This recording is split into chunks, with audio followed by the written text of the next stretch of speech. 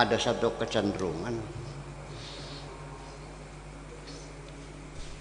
seorang pemuda itu memperlihatkan kepada kekasihnya ya rumah yang bagus, memperlihatkan mobilnya yang bagus, jam tangannya yang bagus, cerita buku-buku yang bagus. Untuk apa? Untuk menutupi dirinya sendiri, karena dia nggak ganteng. Menutupi Betul kelemahan. Iya. Ya, kamunya ganteng nggak usah cerita rumah bagus, tunjukkan aja kamu ganteng, selesai. Iya, untuk menutupi aja sesungguhnya itu. Jadi kadang-kadang kita membanggakan orang lain itu juga untuk menutupi kekurangan-kekurangan yang ada diri kita sendiri. Itu yang tersembunyi di dalam diri kita, bisa terjadi seperti itu, ya. Idza akhadha kalama ghairika, apabila engkau mengambil, menggunakan kata-kata orang lain, wa takallamta bihi, dan kau bicarakan, ya, kau sampaikan kepada orang lain, wa da'aitahu, dan engkau mengklaim itu pendapat saya, mengambil pendapat orang lain kemudian engkau mengklaim itu pendapat saya. Ini khusus kasus ini pernah terjadi pada diri saya sendiri. Ditegur oleh dosen saya, namanya Profesor Dr. Hasanin Abu Musa, itu dari Mesir. Dia jadi guru besar di Libya dan saya belajar di Libya. Saya banyak nulis dan saya waktu itu ya mengatakan menurut pendapat saya begini. Jadi hasil dari kajian-kajian yang saya lakukan itu saya mengatakan menurut pendapat saya ini. Dia kagum dengan tulisan-tulisan saya. Anta azim ya ibni, kamu hebat. Tapi aku pesan, kamu ini punya potensi besar sekali untuk menjadi seorang filosof besar, ya. Tetapi sementara ini jangan pernah menggunakan istilah menurut pendapat saya. Jadi sebelum engkau menambahkan sesuatu dalam satu disiplin ilmu, menambah, kita hanya menambah kok, ini sudah digarap sejak zaman Aristoteles keilmuan itu sampai sekarang. Kita hanya sedikit menambahkan untuk mendapat gelar doktor, itu kan kita menambahkan sesuatu. Dalam bidang bahasa Indonesia masih banyak sekali peluang untuk doktor di bidang bahasa Indonesia. Amin. Tapi apapun yang kau capai pasti hanya memberikan sedikit tambahan. Ya.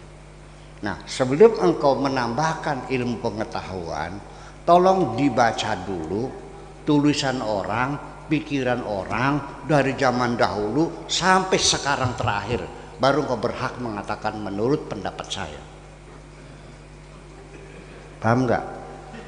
Jadi artinya kalau Anda menurut pendapat saya, kemudian sudah padahal sebelumnya sudah ada pendapat orang lain, itu namanya maling kesiangan. Betul? Iya. Nah itu dia.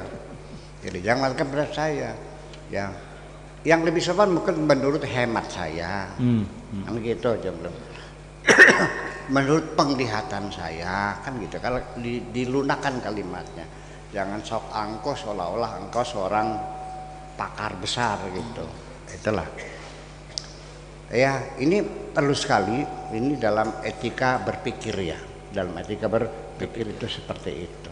Jadi malu kan?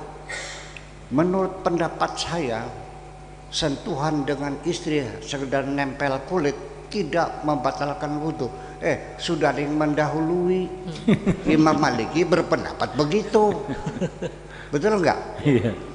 Ada lagi Pak Afkar, menurut pendapat saya, mungkin yang dimaksud dengan aula mastumun nisa ini adalah bukan sekedar bersentuhan, Tapi adanya syahwat atau tidak adanya syahwat. Kalau kita menyentuh perempuan ada syahwatnya, itu membatalkan. Kalau tidak ada syahwatnya tidak menurut pendapat saya sudah ada yang mendahului.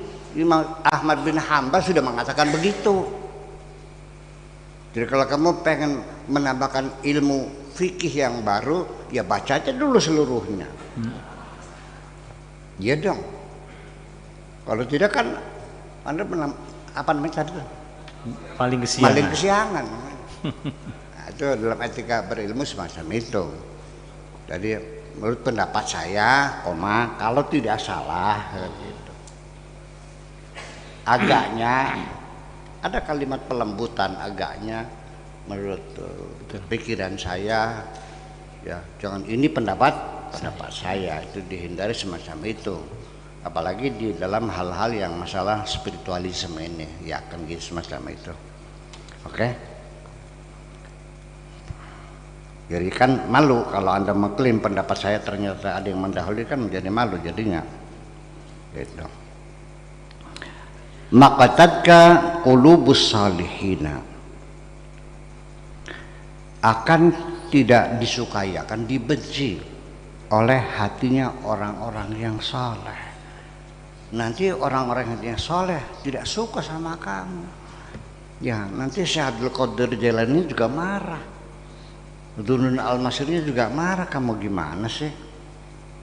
Ya kan? Ya. Ya artinya begini. Kita juga memanfaatkan eksperimen orang lain yang bertahun-tahun dengan hasil ini. Lalu Anda memanfaatkan hasil eksperimen orang lain yang Anda tidak pernah bereksperimen, itu kan dirugikan juga. Namanya copyright ya, hak cipta ya, copy paste. Ya kalau ini mas saya kira sebagai pendekatan saja. Saya tidak yakin kalau para aulia punya hak cipta tuh.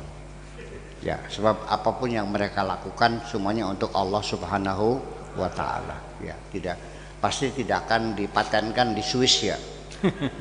Iya. Gitu dong. Ya. Kalau karya ilmiah yang lain silahkan, itu berhak. Ya, temuan-temuan, pengetahuan, teknologi dan sebagainya itu bisa punya hak paten. Buat obat-obatan dan sebagainya itu hak paten. Maka namanya hak paten itu dia punya hak paten selama 25 tahun. Ya, orang kalau mau bikin harus bayar dong. Sobat Shopee, kalian nggak usah khawatir lagi kalau mau belanja online. Kecuali kalau sudah habis masa patennya, namanya dari obat generik. Harganya murah ya murah. Seperti orang India menemukan obat untuk mengobati orang kena penyakit AIDS.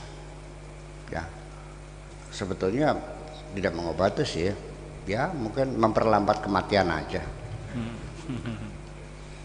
Sekali suntik itu harganya 900.000 suntik, 1 juta lah. Pemerintah Indonesia minta supaya dapat izin untuk membuat obat seperti itu, dan Indonesia siap membayar berapa, royaltinya berapa dibayar, nggak dikasih. Itu hak orang aja, paham nggak? Itu semacam itu mesti kita tahu ya. Jadi itu di dalam masalah bisnis, dalam persoalan kerohanian juga sama. Jangan mengklaim ini pengalaman orang lain, kamu mengklaimnya sebagai pengalaman kamu sendiri. Ya, durung pernah ketemu jin, ngaku ketemu karo jin. Ya, belum pernah ketemu Nabi Khidir, ngakunya pernah ketemu Nabi Khidir. Banyak yang ngaku-ngaku begitu tuh. Ya, dia bukan pelaku. Idza lam yakun laka fi'lun fala qaula. Jadi kalau kamu tidak berpengalaman langsung, tidak pernah melakukan sendiri, ya udah jangan usah ngomong. Bilang aja nggak tahu. Saya belum pernah melakukannya kok gitu. Ya, jangan mengatakan saya pernah begini, itu kan jadi bohong. Masa mendidik orang benar dengan cara-cara bohong?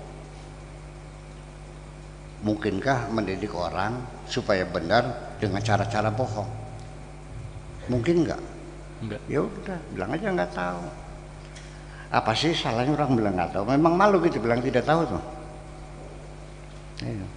Jadi kalau orang yang tidak mau mengaku tidak tahu atau apa namanya menyembunyikan kebodohannya, itu artinya orang itu mengabadikan kebodohannya. Apa aja? Orang yang menyembunyikan kebodohannya adalah mengabadikan Kebodohan. Kalau nggak tahu bilang nggak tahu dong. Sebab bisanya kamu tahu karena kamu kepengen tahu. Ada keinginan tahu. Ilmu itu awalnya kepengen tahu. Wujudnya berbentuk pertanyaan. Mengapa ini bisa terjadi seperti ini? Ini dari mana asalnya? Dari mana dibuatnya? Bagaimana caranya? Baru berilmu. Nah kalau kamu tidak pernah bertanya, sok pura-pura pinter, ya bodoh terus. Pugo. Itu masalahnya. Iya. Wala qala. Jadi kullul amri mu'allaqun 'alal amal. Semua persoalan tergantung kepada amalnya, kepada actionnya, kepada kenyataannya. Ya, dibuktikan dengan perbuatan, bukan hanya omongan, tapi juga dibuktikan dengan perbuatan. Ya. Dengan perbuatan. Qala Allah azza wa jalla udkhulul jannata bima kuntum ta'malun. Tidak dikatakan udkhul jannata bima kuntum taqulun. Masuk surga bukan dengan kata-katamu tapi dengan perbuatanmu. Jadi bukan dengan mengucapkan la ilaha illallahnya, tapi kau buktikan dengan perbuatanmu. Betul-betul engkau melakukannya la ilaha illallah, bukan dengan mengucapkannya tapi dibuktikan dengan perbuatanmu bahwa tidak ada Tuhan yang layak disembah kecuali hanya Allah Subhanahu wa taala. Dah gitu aja nggih. Ya, assalamualaikum warahmatullahi wabarakatuh. Luar biasa kajian malam hari ini, begitu banyak mendapat pengetahuan buat kita semuanya. Saya kira Pak Tato punya kesimpulan nih tentang hal ini. Silakan Pak Tato. Betul Kang Afkar. Malam ini memang pertemuan yang sangat luar biasa. Selama ini kita pengajian hanya beberapa tim yang ada hadir. Hari ini udah ratusan orang di gedung serbaguna ini Kang Afkar. Jadi sedikit ada catatan dari saya ini, jangan pernah meminjam kalimat-kalimat orang lain atau mengklaim bahwa kalimat orang soleh itu adalah pemikiran kita sendiri. Pemirsa, kalau dalam istilah ilmiah, orang tersebut termasuk orang yang plagiasi. Itu orang yang mengklaim karya orang lain menjadi karya sendiri, cek plagiasi. Kegiatannya namanya plagiarisme Kang Afkar. Itu sekilas. Berikutnya, jangan pernah membanggakan kehebatan, kekayaan atau keilmuan orang lain, kekayaan orang tua, karena kita tidak ada apa-apanya. Itu yang kaya itu hanya orang tua. Itu catatan berikutnya Kang Afkar. Ini menarik sekali pemirsa. Tadi Buya bercerita tentang sekolah di luar negeri. Jangan pernah mengklaim karya sendiri, paling diduga atau menurut pendapat. Dan saya boleh berbangga juga Kang Afkar. Buya itu dulu kuliahnya di Libya. Pemirsa, saya S1 dan S2-nya saya di luar negeri juga. Tidak kalah dengan Buya. Karena saat itu saya tidak ikut seleksi, tidak masuk ke perguruan tinggi negeri. Jadi saya S1-nya di luar negeri. Di swasta. Nah, itu Kang Afkar. Kalau Buya di Libya, saya di luar swasta. Negeri. Luar negeri ya? Luar negeri juga. S2-nya sama pemirsa. Saya juga kuliah di S2 luar negeri juga ya? Di luar negeri juga. Luar biasa. Luar biasa. Begitu jadi, kira-kira. Jadi bukan universitas negeri, tapi universitas swasta di luar negeri. Nah, karena di negerinya tidak diterima. Karena saya mengaku paling pinter, ternyata bodoh juga, akhirnya masuk ke swasta. Banyak hikmahnya. Itu simpulan-simpulan ringan Kang Afkar untuk pertemuan kali ini. Pertemuan pertama kita ini di sini di Gedung Serbaguna ini nampaknya cukup antusias sekali. Saya kira yang hadir cukup menyemut di sini. Untuk penguatan, saya kira akan dimulai dari sini dulu, tidak